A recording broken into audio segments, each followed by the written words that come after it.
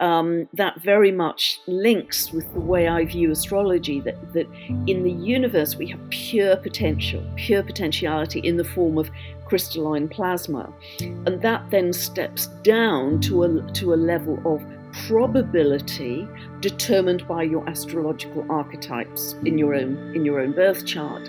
And we then, as individuals, weave that tapestry of our lives, our reality, around that astrological probability for ourselves.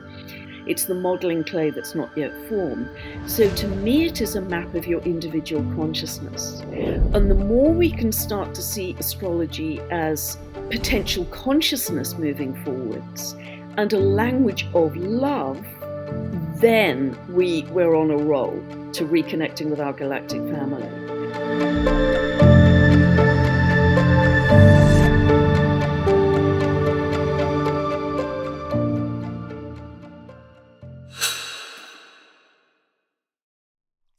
As we were in that meditation, I kind of got transported back to when we did our interview with Dr. Joe Dispenza. The last thing he told me before we started recording, when we set our intentions, he said, let's open some minds and hearts. Yeah, beautiful. So I wanted to just put that in as well. Are you ready to open some minds and hearts? Yeah, 100%. And the image you had there, Emilio, with the turtles and deep seas, that to me instantly made me think of the dwarf planet Sedna. Because you may well be aware of Sedna. She has an 11,400-year orbit. So her orbit goes way out to the edge of what's called the Oort cloud. So she's bringing back new galactic information for us.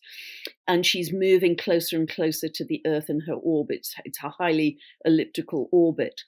And for other reasons, she's coming into prominence. And the whole myth around Sedna it's a long story, but essentially that she was supposedly rescued by her father from a marriage of betrayal. And they were in a canoe and a storm broke out. And in order to save himself, her father threw Sedna out of the canoe. She tried to climb back in, was hanging on with her fingers, and he chopped her fingers off and she floated down to the deep and became beautiful sea creatures of turtles and whales and dolphins. It was an entire metamorphosis, but it's so interesting that not only was that a very obvious betrayal by the patriarchy, father chopping the fingers off, he doesn't come out so well from that myth, but equally it's an entire release from what we thought were old methods of safety and security that we trusted in the past, and just surrendering to the metamorphosis. And that's in a very strong position to Pluto right now, and that will continue for the next couple of years. Entire death, rebirth, transformation, metamorphosis of humanity. That's what we're moving into. So much is going on right now. And even right before we get into the depths of it, I'd love to ask you, first of all, Pam Gregory, welcome on Just Tap In. What are you most excited about right now in your life? Wow. When I'm getting very excited, I love to go down rabbit holes. So I never have any particular, business plan for 2024. I just kind of get very interested in things. And because Saturn is in Pisces now, this is very much the blend of science and spirituality, which is, Joe Dispenza's work as well. I have great admiration for him, and I've attended about 14 of his advanced workshops in the past. But what I'm interested in, and it's so right for this year, is what I want to call the physics of creation. And that sounds incredibly grandiose because I don't have a science background. I'm not a physicist, but we are going to be going in leaps and bounds in our understanding of how the universe is constructed and what that means for us. I mean, a physicist I respect greatly is Nassim Haramein, who apparently has now worked out all the calculations for what he calls the physics of creation, the physics of how we create our reality. And it's that interests me a great deal, of how can we better understand how to construct our reality from understanding the science. And Mm. so that's where I am headed. I'm talking later this month to Dr. Jude Currivan, who is an Yes. amazingly Yes. brilliant cosmologist, to dig into that a little more. And I've already had a pre-chat with her. So I think the universe is going to teach us so much, and particularly around April, which is an incredibly powerful month energetically and astrologically, we could be going in some really big jumps in understanding, because this year in particular, for various astrological reasons I can talk about if you'd like me to, Mm. we are going to be discovering much more about the out there, the further out there. And I can enlarge on that if you want me to.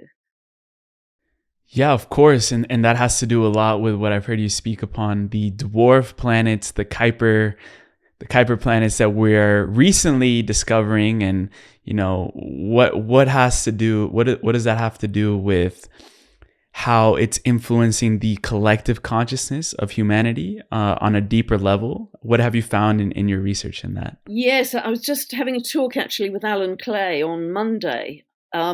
I don't even know what day it is today because the weeks move so quickly. But he runs the Dwarf Planet University in New Zealand, and the dwarf planets have been there for many, many thousands of years. These are orbiting bodies that are way beyond the orbit of Pluto.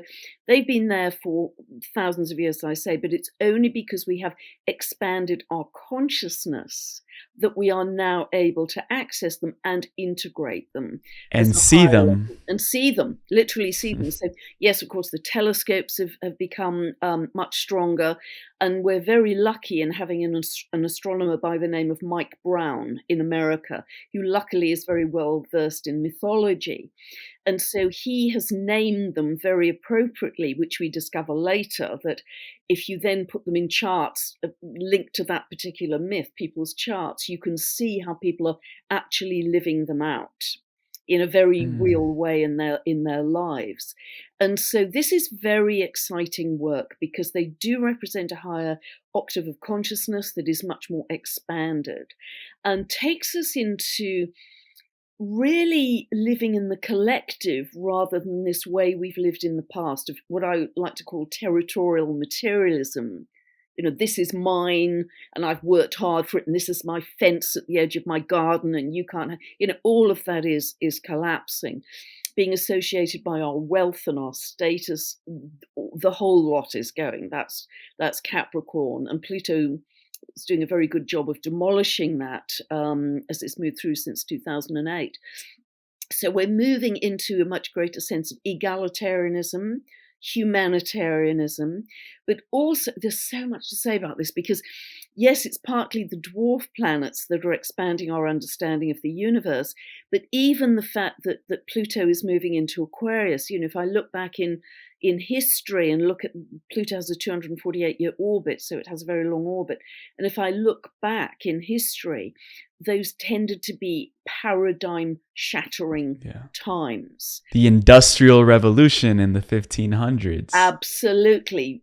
Copernicus publishing his heliocentric theory in 1543. I mean, that was absolutely paradigm shattering for the average bloke in the street who woke up and saw the sun moving round the sky, and all of a sudden he's told that the earth moves around the sun, not the other way around. But with each step of this, because Aquarius is ruled by Uranus, and Uranus was the sky god in myth. So it's very associated with aviation, but also we get an understanding of the further out there than we have before. The ancient peoples could only see up to Saturn with the naked eye, and that's still true for us, and unless we're using a telescope, we can only see to Saturn. And when Uranus was discovered, this was the first planet beyond the naked eye, as it were. So that took us deeper into space. And particularly this year, not only is Uranus very strong because it rules Aquarius, but we have a very particular conjunction between Jupiter and Uranus in April, together with the total solar eclipse. It's going to be a heck of a month. And whenever we've had that, there has been another step in understanding the cosmos, the galaxy, but also a big step in in aviation, for instance, the first hot air balloon ride, the White brothers crossing the Atlantic for the first time. It's that kind of thing. Also, if you look at people who are very technologically able, like Steve Jobs, he has a Jupiter-Uranus conjunction. Tim Berners-Lee set up the World Wide Web. He has a Jupiter-Uranus conjunction. So this is going to give us a leap in technology, a leap in cosmic understanding, a big jump, I think, in space exploration, a big leap in understanding that we are going to be reunited to our galactic family, that we truly understand we are galactic beings. The calcium in our bones comes from the galaxy. The iron in our blood comes from the galaxy. We are galactic beings. We've just had this ridiculous idea of separation. But we are going to reconnect, and that's going to start as early as April. We're going to get a stronger and stronger sense. All this crazy thing about, little green men being scary things. I mean, this is our family we're going to reconnect with. And now let's really blow people's minds right now with the galactic origin, because in December, I recently had the opportunity to travel to Egypt with a group of 40 people with Robert Edward Grant. And it was one of the most impactful weeks of my life. And I discovered how deep astrology really goes in our ancient history. So just to tell you this story, we got to spend a night inside the Great Pyramid and visit the King's Chamber. And along the week, a few days leading up to that, I had a couple conversations with Robert about this, and he's going to come back on the show to really go deep into it. But he started telling me that he would spend nights in the King's Chamber by himself. And as he started opening his third eye, he started seeing around the walls of the King's Chamber these figures. And then he started putting that together, and they became astrological constellations around the walls of the King's Chamber. And when I asked him, but did the Egyptians put that up there? He's like, no, the Egyptian government has actually tried to wash those off because it goes against the narrative that these Egyptians built the pyramids. And I asked him then, who was it? And he said one word. He literally said Arcturian. And I was like, okay. So let's really dive deep into that around the galactic origins, because if they had knowledge of astrology way before ancient Egypt, way before that, and if it was really these galactic beings who helped build the pyramids, then how did they have so much knowledge of astrology at that time? Yeah, well, that's a Google God question, I think, rather than an Arthur Gregory question, to be honest, because, this is into quite big stuff. But Robert, whose work I follow and I think is quite brilliant, has just put out another podcast in the last few hours talking about that trip and what happened, and how he is now translating the language inside the pyramids as Arcturian language. But you were there on that trip. And yes, he had an astrologer with him, and they perceived that the zodiac signs were all inscribed all around the walls of the pyramid, and they moved in a kind of linear time direction: Aries, Taurus, Gemini, Cancer, etc. So that was going forwards in time, but then he perceived another layer above that, which is the precessional cycle, when the ages move backwards. We know we're moving out of the age of Pisces into the age of Aquarius, so that goes backwards. So, we know in the spiritual realm, time does not exist in a linear fashion, and Saturn in Pisces is actually dissolving our sense of linear time anyway. But time is way more complex than we think. It moves forwards, it moves backwards, it's in a vortex, it's cyclical. So that is absolutely astonishing. And the thing about the Arcturians, for sure, whoever built the pyramids came from out there, because it was only through, I think, the brilliant work of Robert Bouval, I think, was the first person to discover that. It was only when he was flying above the pyramids that he could see the pattern of the pyramids, two large ones and the smaller one offset. That was a perfect mirror of the belt of Orion. Orion. Yeah. that was a belt of, mirror reflection of the belt of Orion. So they must have come from out there in order to get that pattern on Earth. So why did they build them using the language of astrology? And the reason I think they did was because that's a universal language. It's not only a galactic language, and by the way, I think astrology is going to go through huge leaps and bounds in the coming years to reconnect to our galactic families, but it was a language of universality. It wasn't French, Spanish, Chinese. It was astrological and astronomical. And this is really the age that we're moving into right now. Huh.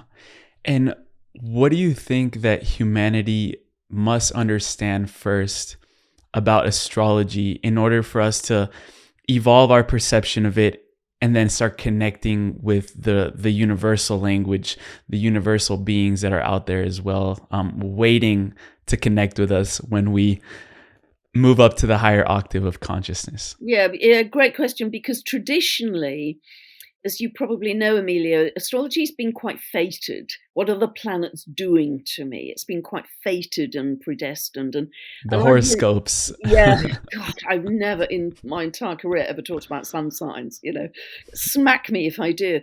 But I'm really trying to enable people to see it as this is our unique sheet of music. This is our modeling clay.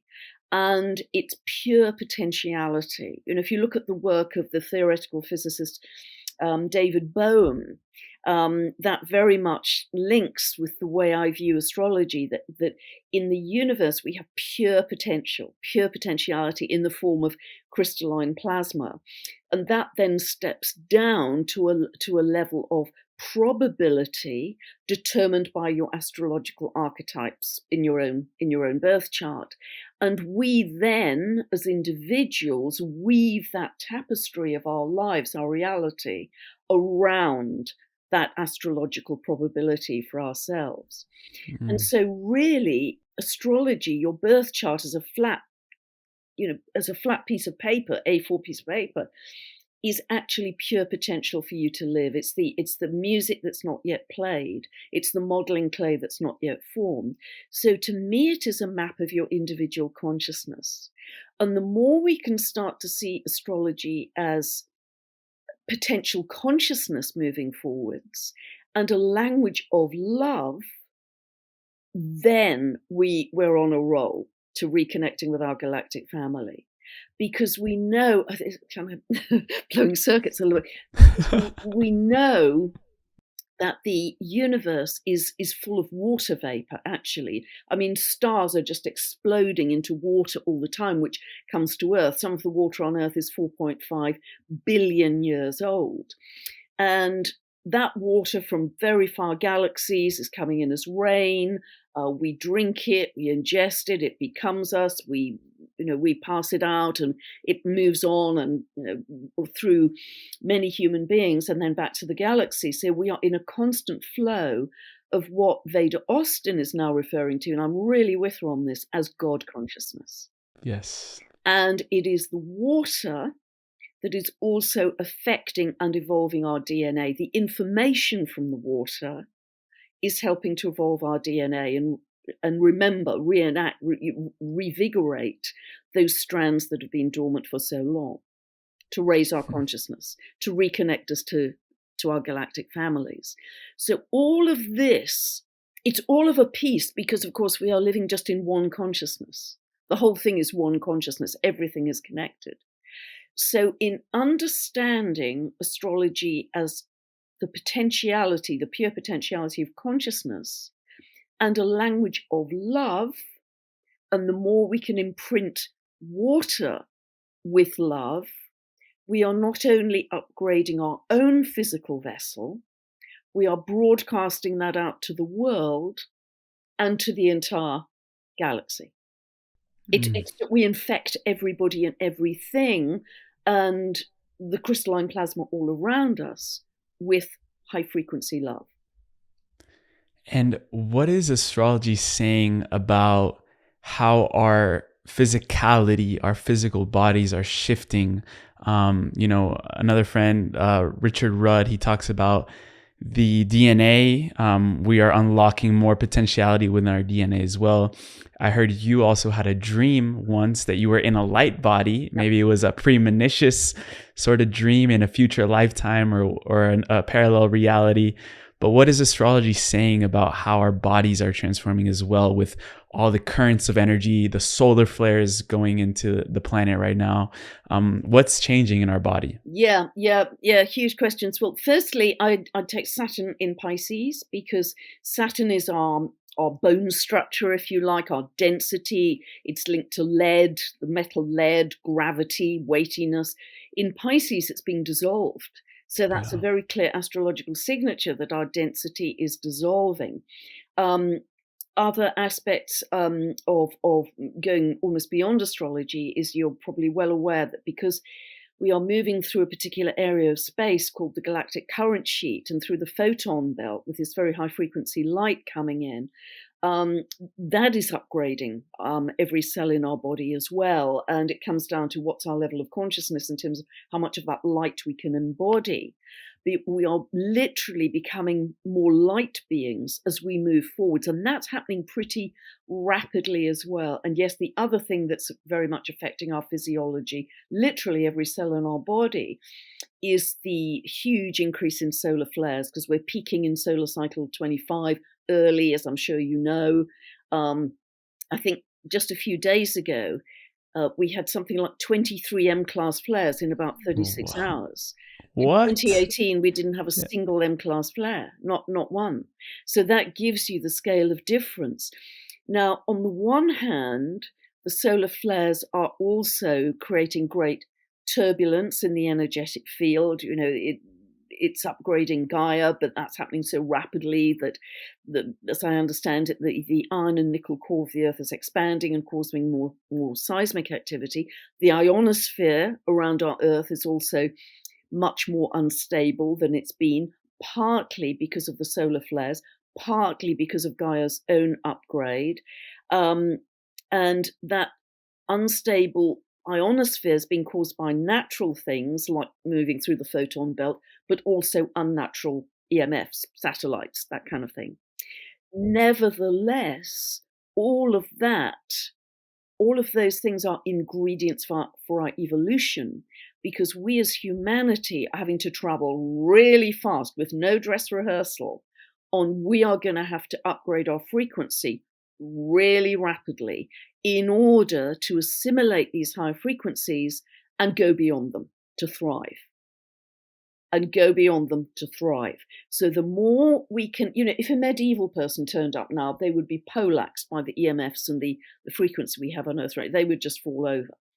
But we as humanity have been able to upgrade so in our physicality so rapidly, we're able to go beyond anything which may be harmful. I truly believe this, and thrive. So the more we can get to the light body through staying in love, staying in peace, doing our meditative work, staying in stillness, not going interfere with big scary things, the more we will just ride these waves towards the light body. And that very clear dream I had that I will never forget, it was so crystal clear and pin sharp. And for those who didn't hear it, it was literally, I don't know, 20, 30 seconds long at the end of the night. And I walked into a room that was empty, apart from being filled with kind of sparkly pink and peach light. And the only thing in the room was a mirror.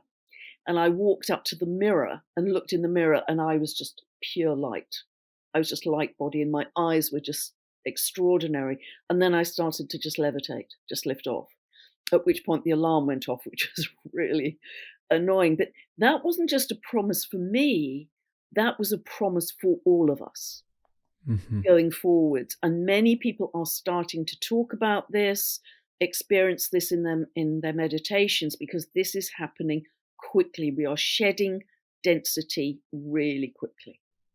Yeah, we're moving into a new density, the fourth density or the fifth. Since you were around 7, Absolutely. I And know it's that. all happening. Yeah, it's all happening. The reconnections on the DNA, the reconnection to the galactic family, the rising frequency. It's all of a piece. It's all of a piece because we're one consciousness. And since you were around 7, you've had an obsession with time, and even picked out a book that was called Time, I believe. And we mentioned briefly a moment ago about how what Robert is finding in these pyramids is that essentially the clock is going backwards.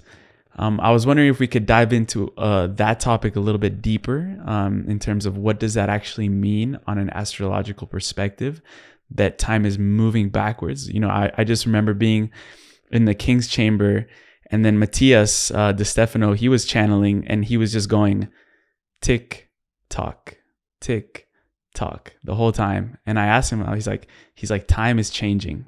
So I was wondering if you had any insights or perspectives on that. Yeah, it's an interesting question. I remember many years ago as a student, with a brilliant astrological tutor. And of course, we were so used to looking forwards with the transits and progressions and solar arcs, etc. And he did a whole workshop on, okay, let's take your birth chart and let's work time backwards now. And we were blown away that all of the same experiences worked equally well if we took time backwards as opposed to forwards. And it was kind of, how do we get our heads around that, because we're so programmed into clock time. Yes, certainly the shifts of the ages, as I say, go backwards. We're moving from Pisces into Aquarius for another 2,000 or so years, and then we'll move back into Capricorn. So that time goes backwards. But I think what it's also saying is we are remembering civilizations from the past, and I'm thinking here of Atlantis and also Lemuria in particular, that were beautiful civilizations, exquisite, where they lived in this sense of Lemuria in particular. They lived as light bodies. They were connected by a silver cord to the earth, but they spent a lot of time in their light body, and they were completely immersed in this sense of oneness with the universe, with every other living thing. So they had incredible telepathic ability, incredible healing ability.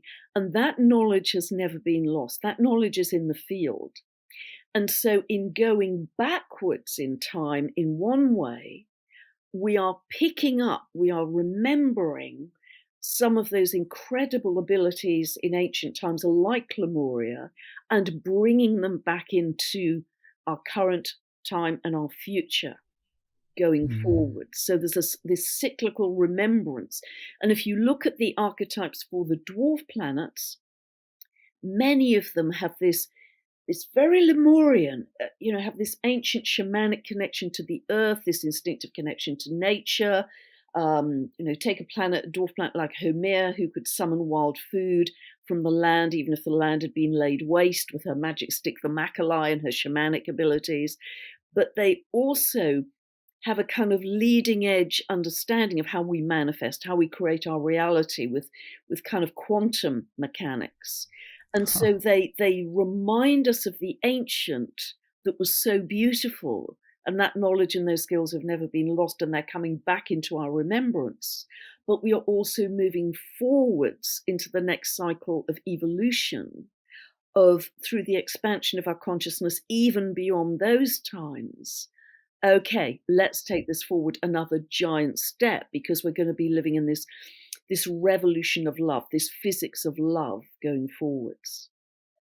So I don't know if that fully answers your question, Emilio, but that's kind of how I see where we're going. Beautiful. And just to give people the context as well, and also for my own understanding, why have we stated that time, or the clock, essentially is going backwards? Does that have any astrological connotations to it? I think just the processional cycle, that we always move backwards with the ages. We move forwards with the zodiac signs and with our clocks and our birthdays, etc. But these ages of round about 2,150, 2,160 years always move in reverse order. And that's why I think, there's a sense of nothing is ever lost. Nothing is ever lost. All of knowledge is captured within the cosmos, and we can weave our future reality by revisiting that in a much more conscious way going forwards. And not to have people maybe go into that lens of fear when you say punish. When we're looking at it in our perspective, how do we see that when we're out of integrity? How does the universe self-correct in its divine law so that we start acting more in integrity and have that morality going Yeah, forward? really nice question, Emilio, because I think in 3D, our 3D land, there's always a sense of we were right and you were wrong. There's a sense of polarity that comes in there. We're going to move way beyond that. So that for any individuals concerned who recognize that they have stepped out of integrity, they are going to move through that process themselves without any external forces coming into play Mm. to correct that. If I'm making myself clear, they will self-correct Yeah. their own karma, and I think that's very much the message of Vada. You self-correct your own karma by seeing the error of your ways and moving forwards into the light and Mm. surrendering what may not have served you well, because we're Mm. moving into a time where it's much more about service to others than service to self. Mm. And from that's also in the Law of One. If you read that material, the Raw Contact. Yep, long time ago. Uh, Yep. so yeah, we just had Aaron Apke on the show. He's like a modern teacher of the Law of One, and we got into that path of service or path to self, and it's the same. It's the positive polarity and then the negative polarity. You mentioned the term divine law. I would love to get into, from your understanding, what are the main laws that this universe abides by? I think it is very much being in harmony with everything in the galaxy, being in right relationship, causing no harm, causing no loss, causing no crime, but being in constant harmony and balance. And again, the Lemurians excelled at this, that you would never hurt another sentient being, because that would be hurting yourself ultimately, because everything's connected, and doing everything for the benefit of nature, the benefit of the earth, the benefit of the animals, the trees, the plants, the snails, the slugs, everything, and respecting and loving every piece of sentient life. And this is almost kind of pantheism, that divine spirit is with every, rocks, crystals, that divine spirit is in everything. And that to me is divine law. That's how divine Mm. law thrives in the world. And again, we are going back to that, which is beautiful. So there's no need for laws that are written out and courts of justice and all these great legal tomes. The commandments. Yeah. I mean, that's all, really old stuff. We are gonna self-correct. We are gonna self-govern through our own Mm. feeling of anything which hurts another living being will hurt Yeah. us. And in simplified terms, that really is just the law of one. We are all one. Yeah. And in the raw contact, the second most important universal law is that of free will. So when we're speaking it from astrological terms, a lot of people might say like, oh, like this is my chart, so my life is gonna turn out this way. You've mentioned the term of pure potentiality. Where does free will really come in when you're studying someone's birth chart and looking at it from their also soul purpose, where they're headed as well? Yeah. Really good. Because again, as I said, the old astrology was very fated. This Mm. will happen to you. You must not get on that plane, otherwise, it's a very accident-prone time, which is terrible, really, because you're limiting that person's life by your own judgments and your own consciousness. But it's way beyond that, because, as I say, if we view each chart, and each chart is unique, it will never be lived in history again, which says we're all special. I mean, isn't that an amazing thought? Every chart is completely unique.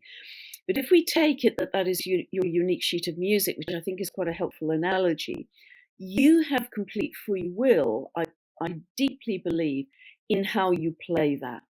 You can butcher it on a tin box with a spoon, or Mm. you can make it absolutely magnificent, the London Philharmonic, whatever, because through my time of studying many thousands of charts, I've very often, in doing that, seen two people who actually have a chart that's quite close to each other in time and geography. And one might have pulled back a little and had a smaller life, and this is not my judgment, that's their judgment. I remember a particular couple of people that came to see me quite close in time as well. And they'd had parallel lives in many ways. They had great gifts with music. They got married at the same time. They had children at the same time. But one had worked at a local comprehensive school teaching music, and the other was actually doing brilliantly in an international philharmonic orchestra. And so it's not my judgment that that was a small life and a big life.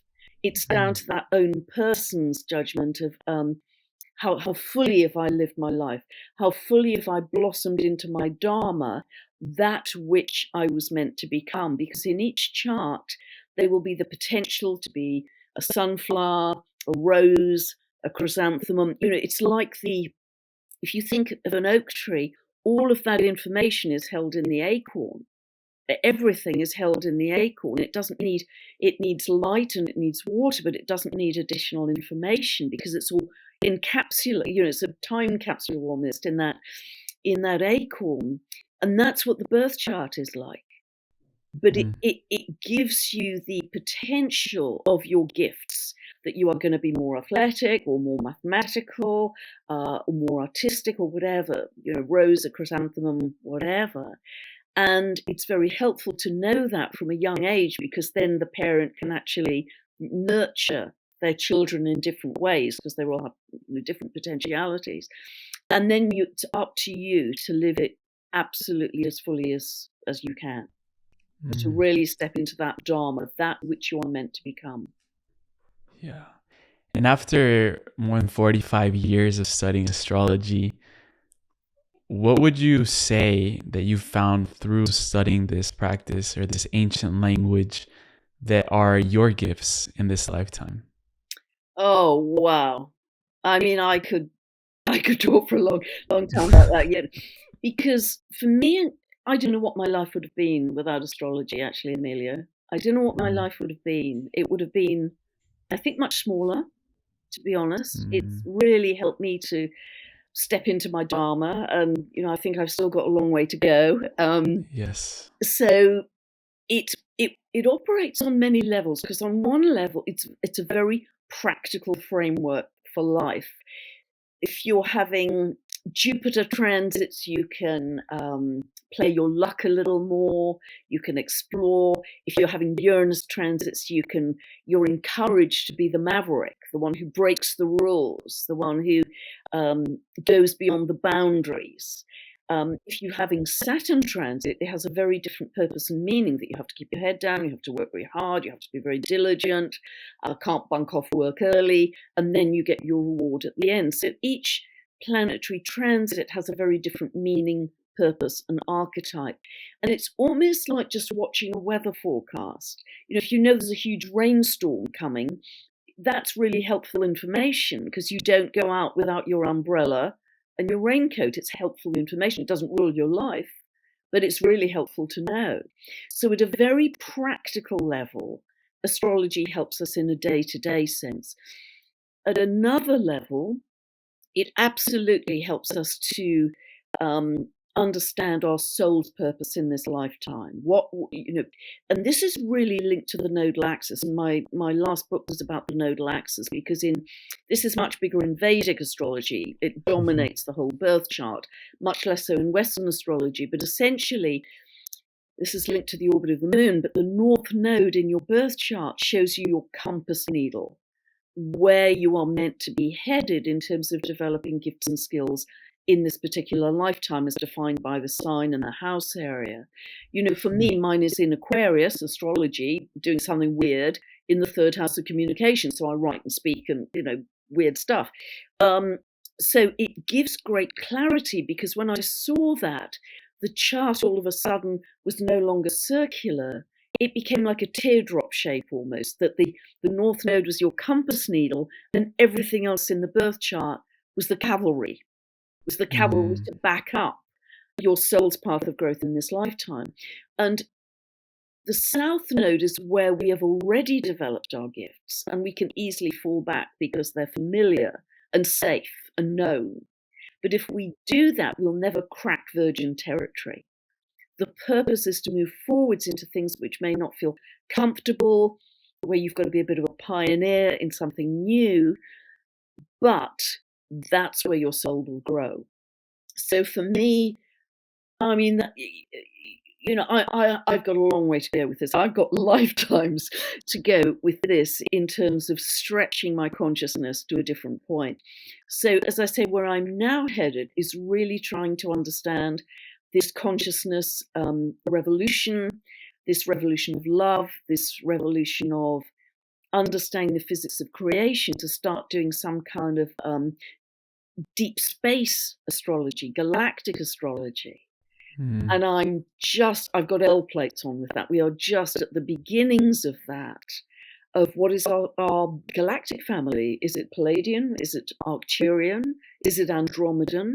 And how does that work in terms of our Dharma and our soul's purpose this time around? We're stepping way beyond the earth right now. And I know there was a clairvoyant who emailed you or wrote to you saying that she started seeing a lot of blue light around your field, and how these blue beings that can also even be seen in Joe Dispenza workshops, working on people. Have you had any direct experience with your galactic family in this life? I get it in my dreams and in my writing. And the Arcturians, for sure, I think are very close. I actually feel that I have a particularly what's called a healing pod in this room here, and sensitive people who step in and say, this is Arcturian energy. And I think the way I operate is quite Arcturian. It's got to have a sort of science aspect to it, but also the spiritual aspect. And more in my dreams, I'm seeing these very tall beings, these blue beings, who I think also linked to Sirius as well, which are spiritual sun. But they are coming forth with clearer messages of where I've got to head to. And so many people have talked about these blue orbs around me in my videos. And, I'm not aware of them in my videos. I just got to stay on track with the dates, the degrees, and the minutes. But I'm obviously in the zone because, I always say before every video, come on down, guys. And they're feeding you the information too. Yeah. Because it's that bit at the end where I kind of go off-piste from the data. And that often, particularly if people aren't familiar with astrology, that's the most useful bit, because I'm talking more generally about consciousness or whatever. And I think that's where the blue beings and the Arcturians in particular are coming in. And that's a stronger and stronger feeling for me as I move forwards. They've got a lot to teach me. I'm just at the very first steps of that. Yeah, because you've even sprinkled a lot of information in this podcast about Lemurians, that civilization. I'm really curious, from where is that knowledge about those ancient civilizations coming through for you? Are they direct insights, downloads that are coming through? Have you studied ancient civilizations? Where does that knowledge come in for you? I think for me it comes through nature. And Lemurians were very connected to the light.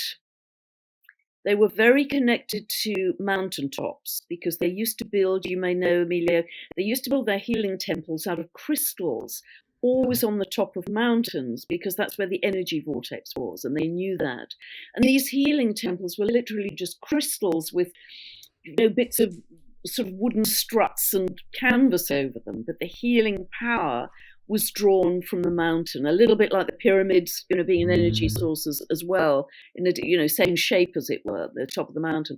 And so when I'm in nature and I can see this different quality of light emerging, this very fine, sparkly diamond photonic light, and I see the blend of everything, how as I'm walking through the wood and with the wild ponies and donkeys and the dragonflies, I feel that everything is morphing.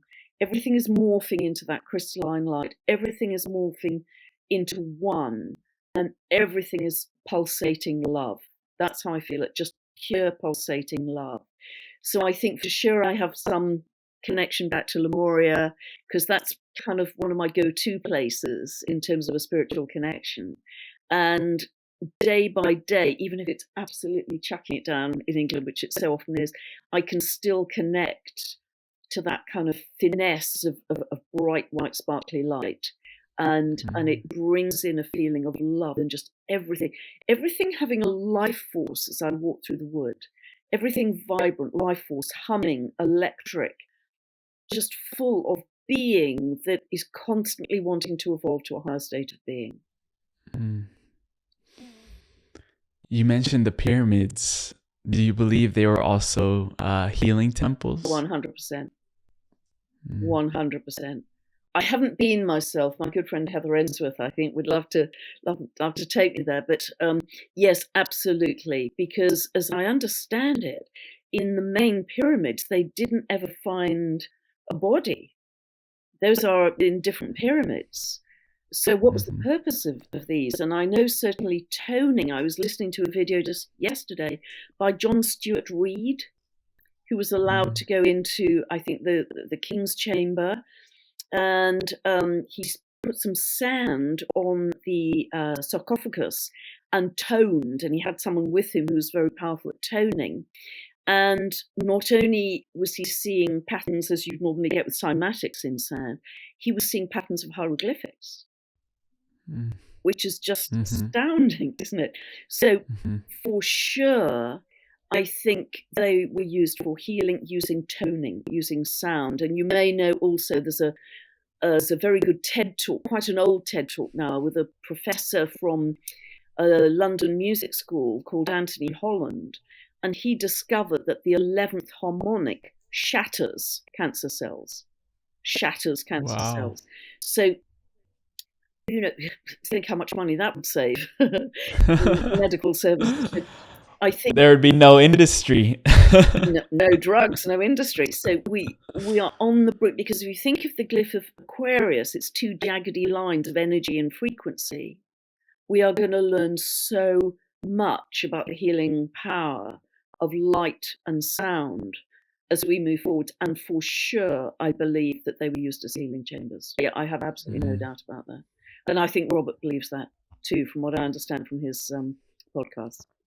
Yeah. And we are entering, we're just about a month in 2024, what you've been calling a historic year, revolutionary year, a pivot point, leaps of consciousness. Giving an overview, of course, Pluto entering Aquarius, which you've briefly mentioned. These are around, 200 plus year cycles. What are we seeing now going forward? You mentioned there's some huge changes coming in the next about 2-3 years. Yes, so much here. Well, firstly, I just did a video a week or so ago that kind of went crazy, called Revolution 2.0, because I was expecting, as Pluto entered Aquarius, we would be in an energy that was much more revolutionary, because Capricorn has been very much a vertical structure of top-down control. And historically, whether that was the church or autocratic monarchy or whatever, in our times we might say that was governments or corporations or institutions that have very much been elitist and held power over us. So that is kind of crumbling. Those old structures are crumbling. So I knew that Pluto moving into Aquarius would be a big deal in a revolutionary sense, because that starts to shift the power back to the grassroots, to the people. And very often to younger people, actually. Aquarius is very linked to younger people in particular. And so what you're seeing in Europe right now, and you are in Europe, Emilio, so you know better than I do what is happening with the farmers in Feeling Europe. all of it. The farmers in Europe, this is like an exact replay of 1789.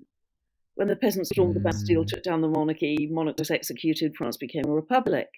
And they are not going to give in, because they've reached a pivot point of there is too much inequality. The power has to shift back. And if we look at 1789 and what happened in France, that was the beginning. It took some years, but that was the beginning of the formation of the first middle class ever, I think. Small enterprises started to begin. small businesses, small farms. The tax rules changed to take away benefits from the aristocracy and benefit the ordinary people. And within a month of that storming of the Bastille in August 1789, the Assemblée Nationale published something called the Declaration of the Rights of Man, only men at that point, not women, never mind. And that became the foundational document for democracy across Europe. So this was a massive socio-economic and political shift, which began in 1789. So I knew something big was going to happen. So not only that revolution in Europe, but if we look at what's happening to America right now, the charts that I believe most astrologers use is the 4th of July, 1776, Declaration of Independence. And that, of course, came from the wonderful beings leaving the onerous taxation and control of King George in England and saying, no, we're going to create a land of liberty, freedom, equality, and off we went to the new land. And there were 13 British colonies originally that became divorced from the old England and set up this new world. So this is now, and if you look at what's happening in America, and yes, there are many layers and smoke and mirrors to this, of course they are, because revolution is never tidy. But nevertheless, it is people standing up and saying, no, we are going to take the power back, because it's a time of great sovereignty. Remembering our sovereignty, remember that we have to live from the inside out, not the outside in. Remember that we are powerful, co-creating beings.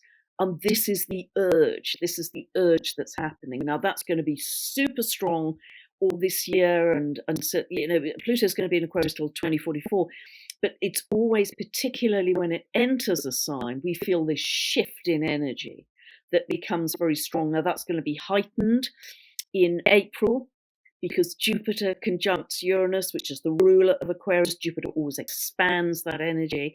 So we're going to see even more revolutionary energy around this time. It's not going to go away, and it is going to accelerate the collapse of the old order. A lot of truth, a lot of revelation, a lot of shock, a lot of surprise, a lot of awakening. It's all going to feed into, okay, how do we birth a much more loving, joyful, abundant, and compassionate world than we currently have? How do we do that? And we've been living in that energy of Capricorn, which is very much the top-down structure, hierarchical approach. And you're saying that Aquarius energy is much more decentralized. 100%. What does that look like? It's absolutely. Well, it's going to be grassroots up, communities, collaborations, people coming together. Many groups are starting up all over the world and have been over the last couple of years, because COVID really had a boomerang effect that could be, because we were shut down, locked down our homes in various places. There's a boomerang effect that we want to connect to other human beings, different ages, different backgrounds, different work, different it doesn't matter. We just want to connect with other human beings, to hug, to laugh, and to say, boy, we're not going to do that again. How do we create a better world? So there was one chap in Australia who set up the Stand in the Park idea. I don't know if you've heard about these, and these are happening all over the world, that you gather for free on a Sunday morning, 10 o'clock, people come together and they say, okay, what do we do? So I'm in a big group of well over 100 people. We've got a carpenter, we've got a builder, we've got an astrologer, we've got many healers, therapists. We are all doing something positive to start to create a new world. Many groups are buying land, they're growing food, they're using new healing technologies, so you don't even have to go and see your regular doctor. There are ways by using there are all kinds of new devices that we're using, but also going back to homeopathy, plant medicine, all that kind of thing, because we are saying nature has everything that we need to heal ourselves. And so we are taking the power back in that way out of the system that we have lived in, and that is happening all over the world at speed. These groups are really accelerating in velocity and momentum, and that's going to happen a lot more this year. And so that's how the new Earth is going to be born. And it's happening right now. I'm in it. I'm in a group that's doing that. Yeah. And maybe a lot of people tuning into this conversation might consider themselves maybe outsiders if they're getting into these esoteric topics, and then they're around in their communities and struggling to find who to talk to. this about, but you said that this is a moment where the outsiders become the leaders. Yeah, I love that. What does that mean? Yeah, I love that because it's people who would never want to be a leader, would never want to be a leader because they don't want to be the kind of old style top down leader. I am telling you what to do. I'm giving you rules and regulations. Again, we're all done with that. So this is people, I would say, absolutely, Robert Edward Grant is one of those. People who are visionaries, who are ideas, people who are progressives. I think Nassim Haramein is another one of those who, is shattering paradigms with his view of physics. So people who would never ever say, I'm a leader in this new world, but they are, because what they do is attract people around them who say, I love your work. I love what you're doing. I love your vision. And they are all very heart-centered people. They're heart-centered people who themselves, perhaps, I know Nassim Haramein, he never went to school. He left school very early because he was severely dyslexic. He didn't fit in. Yeah. And nature was his teacher. With all of his physics, nature was his teacher. So these are people who may have felt on the periphery. They didn't fit in. They didn't work with the system. As an astrologer, I've been severely ridiculed over the years, but actually I don't care because this is my mission. This is my dharma. So it's people who have not operated within mainstream society who are going to attract people, magnetize people around them to start to create something very different. And again, it's heart-centered and it's birthed from love. And looking ahead to April, you mentioned it briefly, there's going to be a total solar eclipse. Giving people a context of why is that solar eclipse going to give us a new beginning, as you've mentioned? Well, in a way, every total solar eclipse is a new beginning because it's like a super big new moon. So it's in that sense. So if it falls on something very specific in your chart, you can have a sense of jumping forwards in your soul's path of growth. If it falls on your sun or your midheaven, you suddenly get an opportunity in your work, perhaps, or somebody promotes your work, or a project opens up. There's a wild card aspect to it. There's a jumping forwards aspect. So like a big new beginning for many, many people. But it's going to be particularly strong in the US because the eclipse path falls across the US. The previous, we had August 2017, total solar eclipse fell northwest to southeast across America. October 14th last year, total solar eclipse fell northwest to southeast. This one coming up on the 8th of April is falling northeast to southwest. So the crossing point is Texas. So I knew that something was going to happen in Texas. But this is within the context of the US, of its total Pluto return.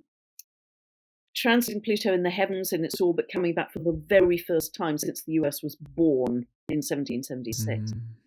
So you put those two things together and you think, wow, this is going to be a very big time of rebirth for the US, who and what is the US.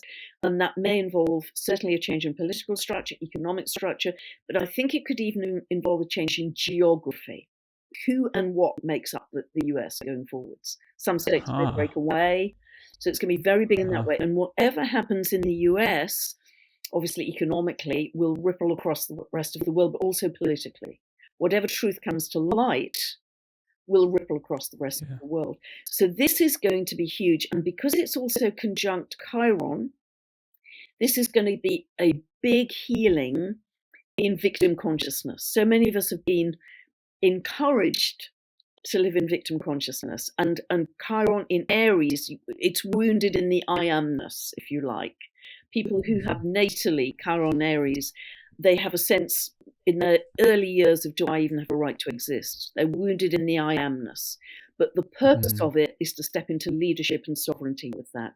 So that total solar eclipse being super tightly conjunct Chiron, I think is going to be a big part of the awakening to heal an awful lot of the victim consciousness of, hey, I'm not doing that anymore.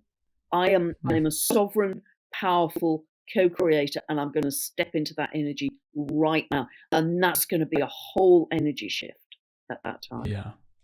And that's backed up by the Jupiter Uranus conjunction as well, following a couple of weeks later. I'm fascinated by your brain right now because I can only imagine. I mean, you've said before that astrology, when it comes to predictions, it's always symbolical, not absolute, or I forget the word you use, but it's symbolical. And I can only imagine the level of neural connections that have to go into your brain when you're reading, and this is 45 years of experience of learning the energies, learning the symbologies, the myths of each planet, each zodiac. So I'm just fascinated with your brain. I just wanted to mention that.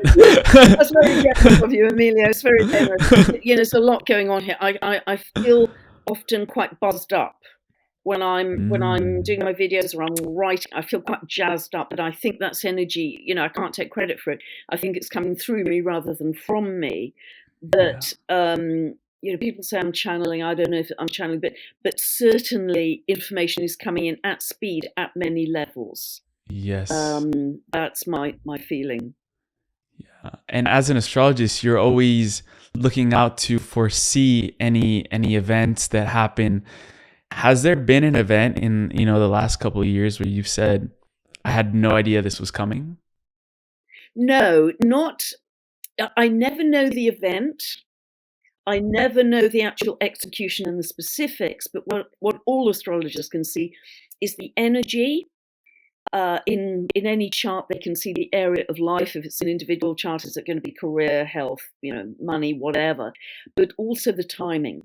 And so with that very big Saturn-Pluto conjunction it was on the 12th of January 2020, I just kept seeing jackboots on the tarmac. Contraction, control. Because if you go back historically, if you looked at when that was last in Capricorn, I think the last time was 1517, 1518. There's a theme of the abuse of power, the abuse of top-down power. So I knew there was going to be some major event of contraction and control, but I didn't know how it was going to play out. But it's interesting, we're moving out of all of that contraction now into expansion of consciousness. And the other, you're asking about these big shifts going forward. There's so many indications of new beginning. There's Pluto moving into Aquarius, but also over the next 3 years, the outer traditional planets, Saturn, Uranus, Neptune, as well as Pluto, are all changing signs. They're moving from water and earth, heavy and slow, into air and fire. And that's rare, right? That doesn't happen. Rare. You've got to go back about 300 years to when that happened before, but that doesn't even include the dwarf planets, because many of the dwarf planets are shifting sign as well now, that we know that we didn't know 300 years ago. So if you add in the dwarf planets, which are shifting sign, like Sedna right now, moving end of Taurus into Gemini, I can't go back fast, and I don't know if there'll ever be a time which is such a major shift, and it's the end of the precessional cycle from end of Pisces moving into Aquarius. So you've got so many at every level. You've got so many endings, beginnings. There's no way we're going back to the old. I mean, there's absolutely no way. There's so much energy and life force to propel us forwards, and that's going to accelerate this year. It's not going to be dull. It's going to be a mess at the 3D level, because we're smashing out the old kitchen cupboards to make space for the new. 3D level, rubble, dust, builder's yard, a mess. Higher level, exhilarating, expansive, loving, can't ride it fast enough. And you probably also have to be very connected to what's going on in the world in terms of the news. And as we know, in the spiritual community, that sometimes the news can get distorted, giving a message of fear. So how do you stay grounded in learning about what's going on in the world? Because, you have to be informed about what's going on, all the events, without falling into the fear traps that sometimes people can get into when consuming information. Yeah. I talk about this a lot, as you know, Emilio. Well, firstly, get rid of your television. I now have a beautiful large plant here instead of a television. That's the first piece of advice I'd give. But really recognize the endless pattern of the next really big scary thing. Other really big scary thing. if you've ever been in an abusive relationship, you get to the point of saying, do you know what, I'm just done with really big, scary things. So for me, I am close to nature. Yes, I'm very aware of what's going on in the world, but I see it from a point of divine neutrality. I see it from my eagle's perch. I observe it, and I think, well, is that true? Is that not? It might be. But actually, there's so many layers to smoke and mirrors. There's so much deception, misinformation. I'm just going to observe it and see if it's linked to the astrology which is unfolding. And I will trust the astrology. And I will trust the evolutionary promise and the expansion of consciousness that I see in the astrology. So I will just observe and say, yep, I'm sort of clocked into what's happening, but I'm actually seeing it at a different level. Because if you look at the so-called, and they are revolutions that are happening in Europe and the US right now, I'm thinking that is bullseye.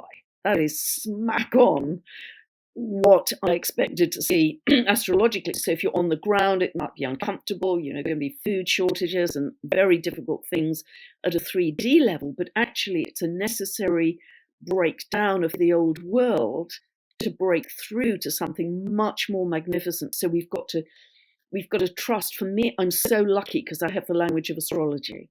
I can trust this. After all these years, I trust the astrology. I trust the evolution. I trust this tsunami of love that I feel gets stronger and stronger in the people I connect to and in my days. And I make that my purpose to live through love, to live through my heart, to live through love, to beam out love to the world, particularly if I have any difficult neighbors or anything. I will bless them and beam out love. And that works wonders to soften any difficult dynamics. But I am going to do everything I can in my lifetime here to beam out love to the world to make a difference. Because astrology, yes or no, that is the thing that will really make the difference. But it also gives you objectivity. The astrology gives me the perspective, gives the objectivity that I can see the same cycles repeating through time and vortexing upwards. But we're moving into a stage where it's all about love. So I can add in that huge dollop of love on top of it. So I don't know if that's answered your question, Emilio. Yeah, I always love to repeat this quote that I heard from Robert, and we've been talking so much about him, so just pertain to the conversation that he says, enlightenment is when the expression of love supersedes the seeking for truth. Yeah, beautiful. Beautiful. And yeah, because I think we go through stages, don't we? We go through a stage of disillusionment, and we go through a stage of seeking for truth on our journey. And I think many of us have done that. And then we kind of go beyond that and think that doesn't really matter either, because I'm creating my truth. I'm creating my reality from the inside out. I wake up and I say, I will dominate my day with love. I will dominate my day with joy. So whatever's happening in the outside world, I am creating my tomorrow, and I'm helping the collective to create their tomorrows, because tomorrow's invisible. Tomorrow hasn't happened yet. We're helping it manifest. It's completely invisible. So you and I, Emilio, are changing the collective in this conversation, because if we can send out love in this interchange between us, that will change tomorrow's future for the collective.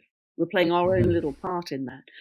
So, and I think also I've recommended something terribly simple to people, stick Post-it notes all around your house. What's your frequency? Are you dipping into fear? Because that's not going to get you or the collective anyway. You're going to create more fear tomorrow. You're going to get more of what you think about all day long. So stop it. Stop it. Check in like a thought policeman. Just stop it. And turn your feelings to love. Do you have a pet you love, a child you love, a friend you love, a tree you love? Flick it into love in the simplest way you can. Do you love the birdsong? But get into love by being aware when you dip in your frequency and go into fear.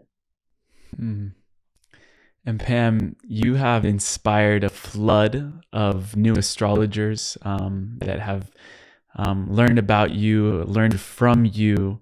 And there's also going to be a huge wave of next generation astrologers. And we've even scratched the surface in this conversation about what's coming new to astrology, the dwarf planets, so much is changing. So where would you begin for people that are dipping their toes into astrology? They're young, or they're just getting into the field. Where would you guide them Yeah, in astrology? because the young people now coming in are so gifted. They're going to get just the download without having to do the Mm. slog of the study like I did.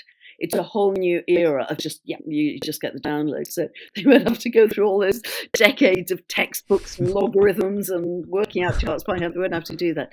So I think I would simply say to start, there are quite a few astrologers on YouTube. See who draws you energetically, just in energy. And then you can, I've got some training videos on my website that go from beginners to more advanced. Dip into those. They're all very inexpensive. I want them to be accessible to people. And then just see, that will start you on your astrological journey as you start to understand your own birth chart. And if you set a clear intention that the perfect teacher will come to you in this moment to help you on your astrological journey, whether that's a physical human being or whether that's an Arcturian. Set Mm. that clear intention that that perfect being will come to you to instruct you, and it will manifest for you. But the Mm. young people are going to be picking it up by osmosis in a different way. Yeah. And it all starts with intention, as that's how we started this episode. And to end it, we like to end with a segment called the final trio, which are briefly rapid fire questions that you can answer in any way that you want. But before that, where can people find you, Pam, and connect with you and learn deeper with you? Yep. Website is pamgregory.com. YouTube, which is super busy, is Pam Gregory Astrology, not astrologer. That's the scammer, Pam Gregory Astrology. And That's yeah, the scammer. yeah. Report him right now, or Don't her. worry, They. we've tried. It's Anyway, we just sort of move on from it. But yes, I put out a fair few videos, 5-6 a month. Some just astrological updates, some interviews. I'm being interviewed, or I'm interviewing someone else, and there's very rich information there. A lot of rich material there that people can learn from. Yeah, so that's a good start point.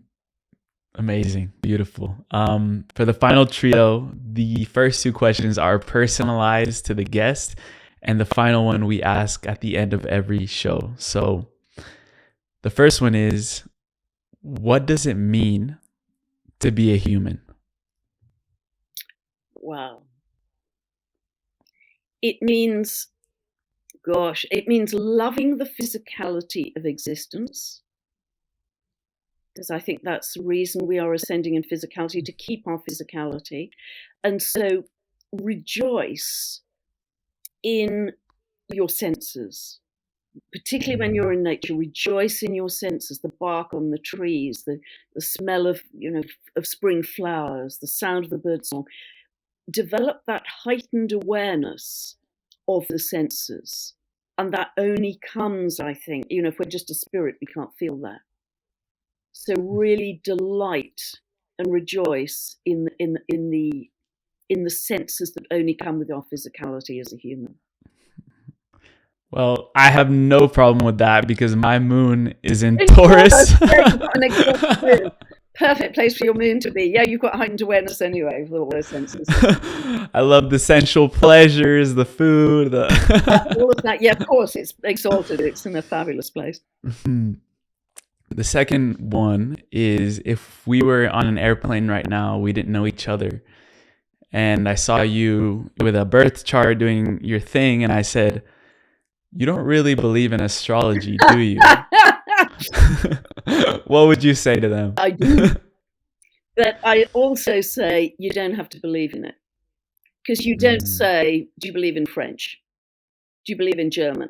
Do you believe in Spanish? It's a language. It's a language. It's not a belief system. It's not a religion.